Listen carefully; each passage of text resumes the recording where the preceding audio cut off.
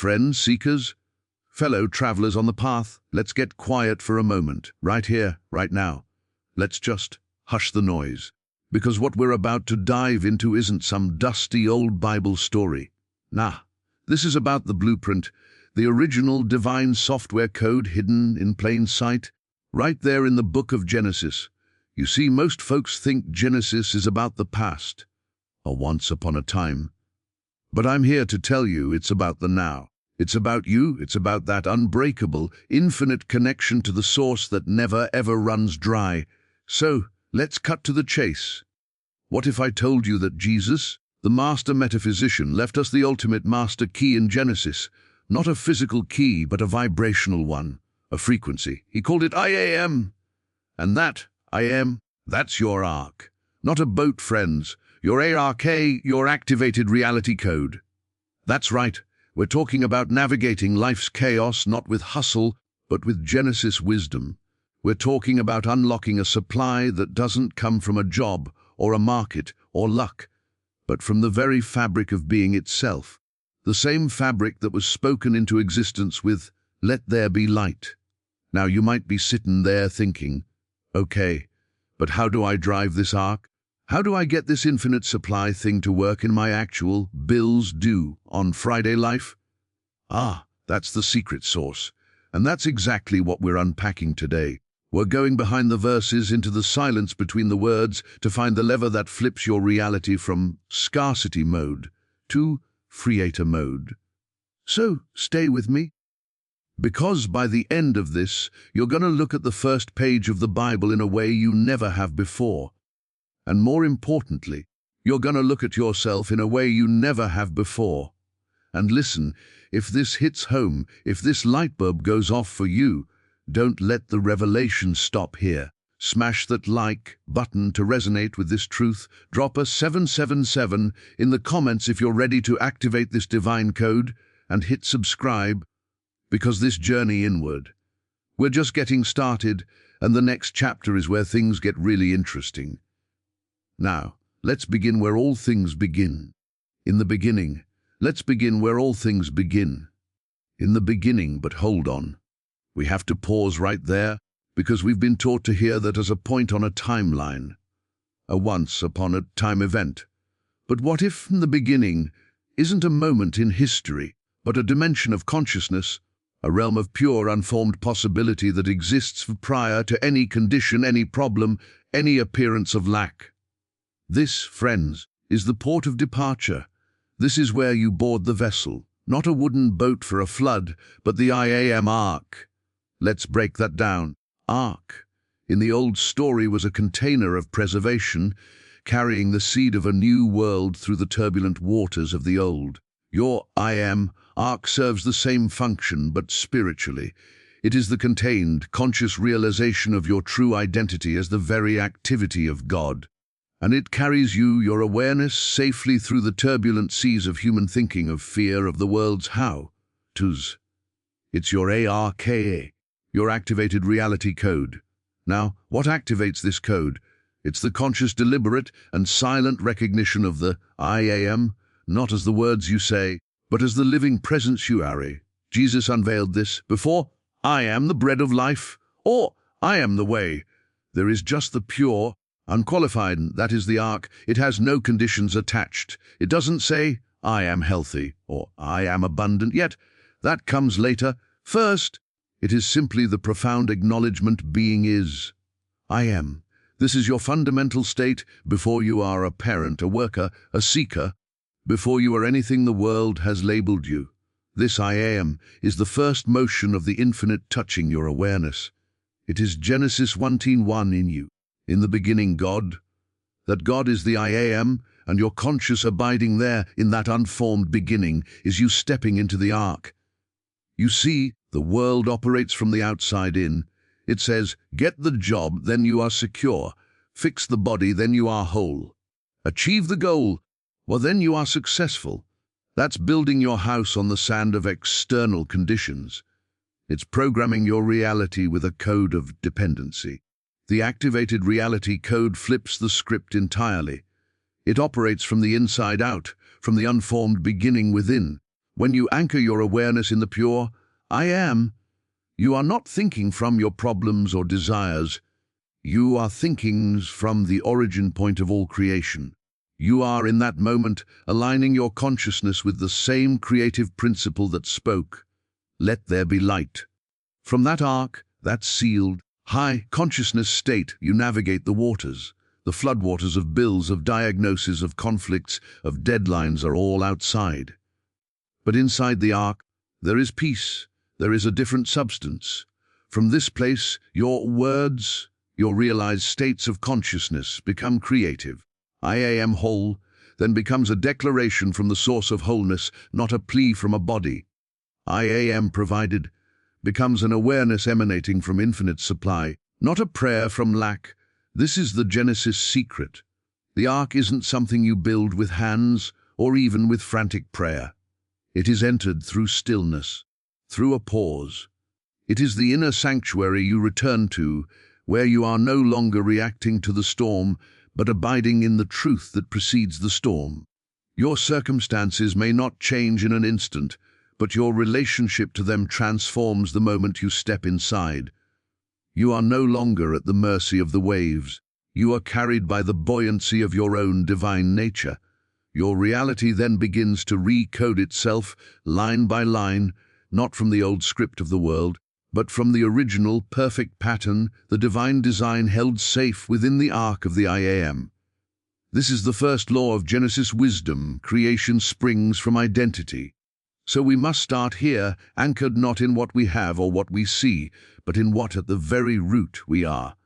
This is the first law of Genesis wisdoms. Creation springs from identity. So we must start here, anchored not in what we have or what we see, but in what at the very root we are. And this is precisely where the old understanding of Genesis as a history book completely falls apart, because if we treat it as a record of past events, we exile ourselves from its power, we put it on a shelf, a once upon a time, and we miss the whole point. The scripture isn't a fossil, it's a living, breathing blueprint. It's the user manual for your own consciousness, your present, active operating system. Think of it like this. You don't boot up your computer to read a poem about how computers were invented. You boot it up to run the programs that do your work as today. Genesis is that boot-up sequence.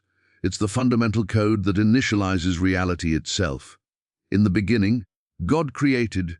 That's not describing a one-time event billions of years ago. It is revealing the eternal, ever-present principle of how experience is formed first, what the unformed spirit, then the movement of that spirit, then the words spoken, then the manifestation. That's the universal sequence. And it's running in the background of your life right now, this very second. Your consciousness is the earth without form and void, upon which the Spirit of God is moving. Your thoughts and inner convictions are the "let there be light" that bring form out of the formless.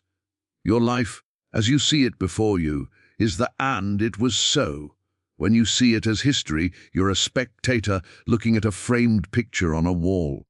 When you realize it's your operating system, you become the programmer, sitting at the terminal. You understand that every day you are living in your own personal Genesis chapter 1. The chaos, the void, the darkness, that's the raw material of your own unformed thoughts, your fears, your confusions, the moving of the Spirit upon the face of the waters. That's the first gentle nudge of inspiration, that quiet knowing that there's something more, a higher order possible. And your I am declarations, your silent knowings, are the creative fiat. They are the divine imperative that separates light from darkness in your mind, that pulls firm ground from the seas of emotion, that calls forth the fruitfulness in your world. This is why Jesus' teachings are a masterclass in running this Genesis OS. He didn't come to tell a new story. He came to show us we are all living inside the original one. He operated from the in the beginning place. Before he fed the 5,000, he operated from the consciousness of infinite supply, the let there be state. Before he healed, he dwelt in the consciousness of wholeness, the and God saw that it was good state. He was never a victim of external conditions because he never left the command prompt of the creative system. He understood that the world is an effect, not a cause. The cause is always in the realm of spirit, in the mind of God, which is your own deepest I am consciousness. So your job isn't to fix the manifest world by wrestling with it on its own terms. Your job is to return to the operating system and rewrite the code from the source. To reboot from a place of spirit, not a place of problem. When you're staring at lack, you don't pray from the lack. You return to the beginning, before lack was even a concept, and you let the spirit move upon that void. You declare the light from that place. You operate from the truth that your reality is not a fixed, hard thing, but a living output, moment by moment, of the software that is your conscious union with the I am. This changes everything. It means you are never stuck with a read-only reality. You have admin privileges. You have access to the source code. You have admin privileges. You have access to the source code. This is where the rubber meets the road, where the mystical becomes practical, because this understanding completely dismantles the world's entire concept of supply. The world says supply is a quantity. It's something you chase, something you earn, something you store up and protect. It's a resource that exists, out there, separate from you, and your job is to figure out the right strategy to go get it. That paradigm, friends, is the birthplace of all anxiety, all hustle, all fear of not enough. It's a treadmill, and you can run yourself ragged on it because you're operating from a fundamental lie, the lie of separation. The lie that you are here, and the supply is there, and a great gap exists between the two that you must bridge with your own effort. But the Genesis operating system runs on a different core principle.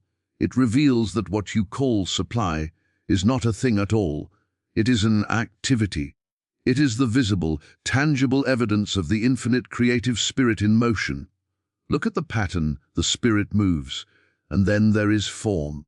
The word is spoken, and then there is manifestation. Supply, in its truest sense, is the "and it was so" that follows the "let there be."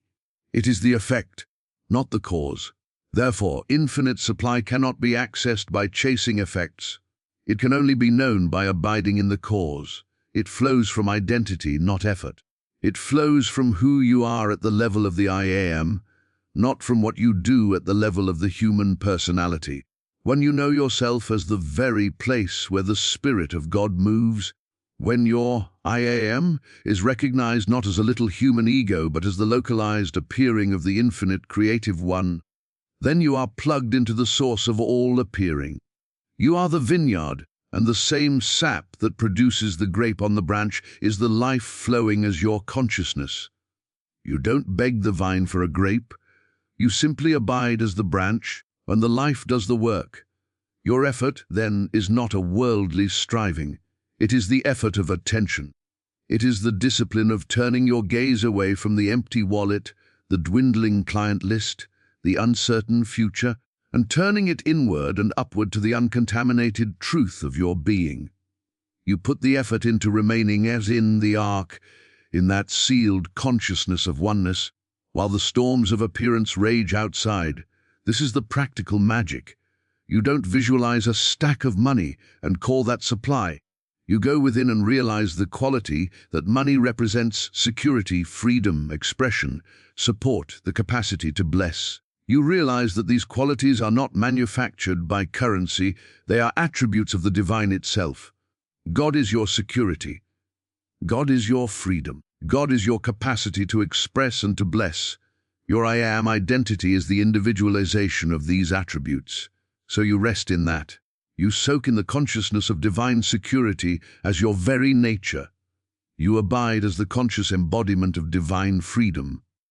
From that place of inner knowing, that activated reality code, the creative law must then objectify that quality in the form appropriate to your need. The how is not your business. The universe has infinite channels: a job, an idea, an unexpected check, a dissolved expense. Your business is to maintain the consciousness, the identity. The supply is the automatic shadow cast by that substance. It is the inevitable fruit of that root. Trying to make supply happen from the outside is like trying to force a shadow into a different shape by pushing on the shadow itself. It's futile and exhausting. The wise man goes to the object casting the shadow, the consciousness of I am, and adjusts that. He tends to the light of his awareness. He polishes the lens of his identity.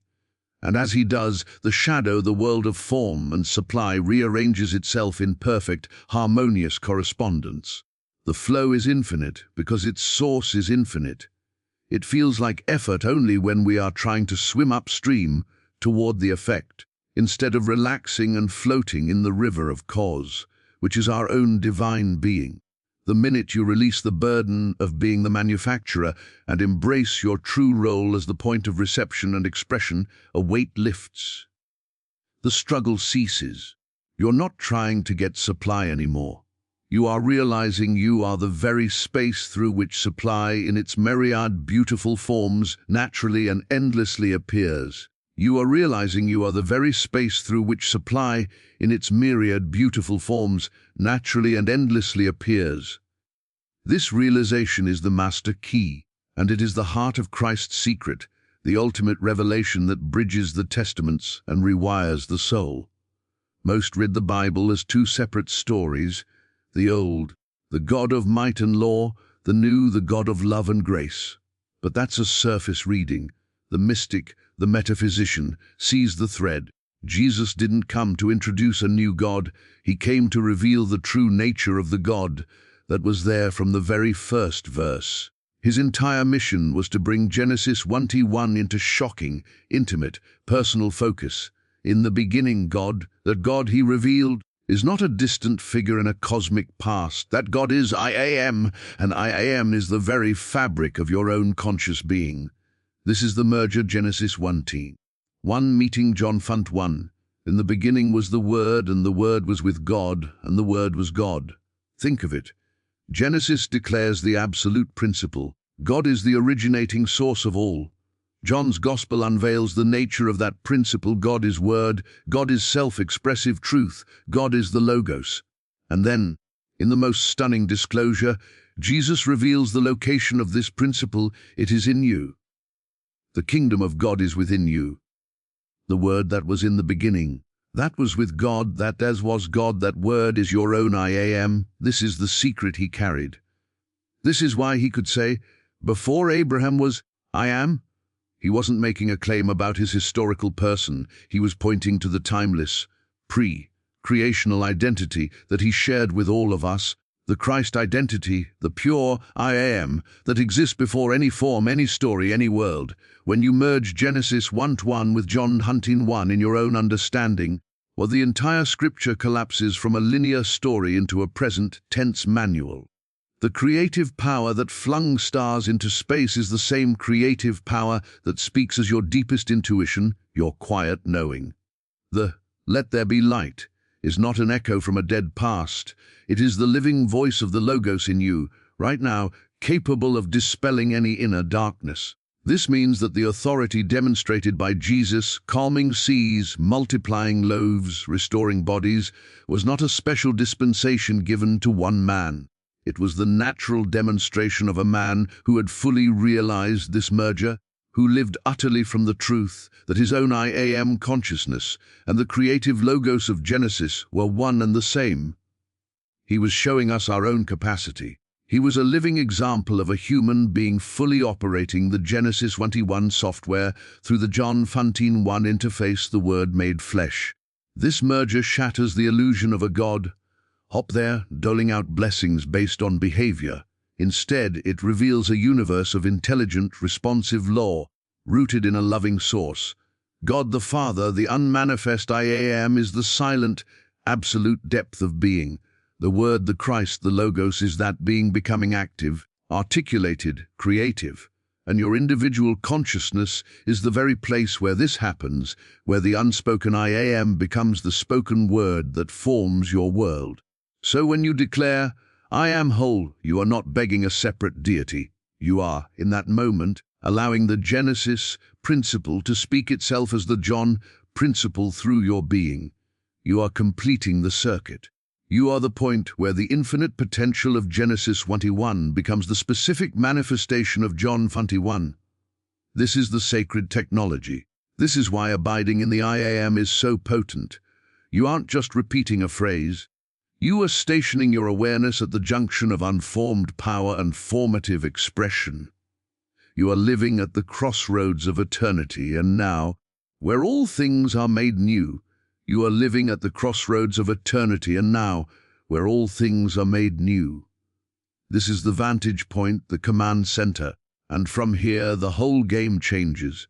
The world's narrative is one of lack, a story of limited resources, fierce competition, and never quite having enough.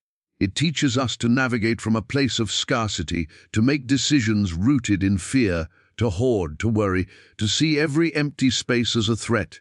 But from the ARK of the I Am, from this merged consciousness of Genesis and John, you are given a new navigational instrument. You are no longer charting your course by the shifting landmarks of the external world. You are navigating by the fixed star of original abundance. This is not positive thinking. This is not pretending everything is okay when it's not. This is anchoring your sense of reality, your very self, in the foundational truth declared before any appearance of lack ever was. And God saw everything that he had made, and behold, it was very good. That very good is the spiritual fact. It is the native state of creation, the absolute reality that underlies all temporary, relative appearances. Your lack, whether it's financial, emotional, or spiritual, is not a reality unto itself. It is a shadow, a misperception, an experience born from navigating by the wrong map. It is the void and without form, before the Spirit has moved upon it in your own awareness.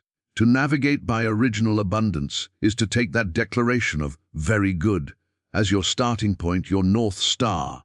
It means that before you address the empty bank account, the strained relationship, or the feeling of depletion, you first return to this inner knowing. The fundamental, unshakable reality is wholeness, completeness, and infinite flow. The problem you see is not the truth. It is merely something awaiting the imprint of the truth. This is the ultimate act of spiritual navigation. When the seas of circumstance grow rough and the winds of doubt howl, you don't look to the waves for your safety. You look to your anchor. And your anchor is not a memory of past good times, but the living realization of the eternal, very good. You go within and you consciously dwell in that finished, perfect divine pattern. You don't do this to deny the appearance, you do it to change your point of power in relation to it. You stop trying to fix the shadow and you adjust the light. From this anchored place, your thoughts, your silent knowings, your I am declarations become like sonar pings sent out from a place of perfect calm. They don't carry the frequency of desperation, but the resonance of established truth. And the law, which is infinitely responsive, must then echo back a correspondence in your outer experience. The form that correspondence takes is not for you to engineer. Your job is to hold the frequency of the original design. Navigating by this star means your prayer shifts from "God, give me what I need," to "God, reveal the abundance that already is." It's a subtle but universe-shattering difference. The first prayer comes from the perception of absence and reinforces it. The second comes from the conviction of presence and calls it forth. You are in effect saying, "Let the reality of the very good become visible here, in this situation, in a way my human senses can comprehend." You are not creating supply, you are uncovering it. You are not building a bridge to get to abundance. You are removing the mental blinders that prevented you from seeing the bridge that was already there, the infinite connections and channels that constitute the flow of spirit. This is how you walk on the water of worldly uncertainty. You are not denying the water's existence. You are simply placing the full weight of your conviction, your identity, upon the higher law of buoyancy, the spiritual fact of your oneness with the source of all. The moment your faith is truly in that original abundance, and not in the treacherous surface of the waves, you find yourself supported in ways that defy the old logic of lack. The path forward appears not as a desperate scramble, but as a gentle unfolding, one illuminated step at a time, because you are following a light that was lit before the foundation of the world. Because you are following a light that was lit before the foundation of the world. This light reveals the final transition, the ultimate upgrade in your lived experience, the shift from scarcity mode to creator mode. Scarcity mode is the default setting of the human, sense-based world. It is a reactive operating system. It scans the environment for threats and deficits, calculates risks based on limited visible resources, and prompts you to act from a core feeling of not enoughness. Its language is the language of survival. I lack. What if I fail? There isn't sufficient. In this mode, you are a passenger in a storm-tossed boat, desperately bailing water, at the mercy of every wave. Your identity is tied to what you have or don't have, and your power feels external, conditional, and fragile. Creator mode is the awakened state, powered by the Genesis OS and the IAM interface. It does not react to the environment, it responds from a deeper knowing. It operates from the causal plane, not the effect plane. Its core feeling is one of omnipresent fullness, and its language is the language of the divine fiat. I am. Let there be. It is good. In this mode, you are not in the boat at all. You have remembered you are the ARK itself, and the waters, the circumstances, but flow around and beneath you, but cannot determine your course or your state of peace. Your identity is anchored in the unmanifest source, and your power is inherent, unconditional and calm. This shift isn't about acquiring a new set of aggressive affirmations to battle the old fears. It is a gentle, profound metamorphosis of perspective, where you cease identifying with the character in the play and remember you are the playwright, the stage, and the very substance of the drama all at once. The mechanism of this shift is surrender, not a surrender to defeat, but a surrender of the false authority of the ego mind. It is the conscious decision to let the old fear-based program run its final calculations, to observe its panic about tomorrow, its inventory of lacks, and then to quietly choose not to grant it the seat of authority. You instead surrender your attention to the deeper current, the moving of the spirit upon the face of the waters. Within you, you relinquish the exhausting task of trying to manage and manifest from the level of the problem, and you yield to the creative intelligence of the IAM. This is the practical move in the face of a challenge. You pause. You withdraw the frantic energy of thought from the puzzle of how, and you place it in silent acknowledgement upon the who. Who am I in truth, right now? I am that I am. From this point of rest of being, instruction and impulse arise, and intuition flashes. A resonance with a certain action feels clear. This is not you figuring it out. This is the creator mode generating the next line of code. Living in creator mode means your primary relationship is with the invisible source. Your joy, your peace, your sense of security are derived from this inner communion, not from the fluctuating conditions of the visible world. This doesn't make you passive or detached. On the contrary, it makes your action in the world potent and precise because it is inspired, not desperate. It is an outflow of fullness, not a grasping from emptiness. You work, but you are not the worker. The Father within, the I am, does the works. You create, but you are not straining. You are a transparency for the creativity of the infinite. The pressure is off. The burden of being the sole manufacturer of your destiny dissolves.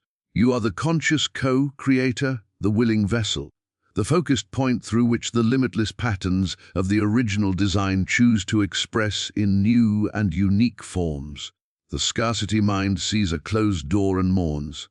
The creator mind, anchored in infinite possibility, knows it is either a redirect to a better path or a door it holds the innate authority to open, not by force, but by the vibrational key of its own realized truth. This is the fruit of the journey, not a life without challenges, but a self without fear, meeting all challenges from the unshakable ground of its own divine origin.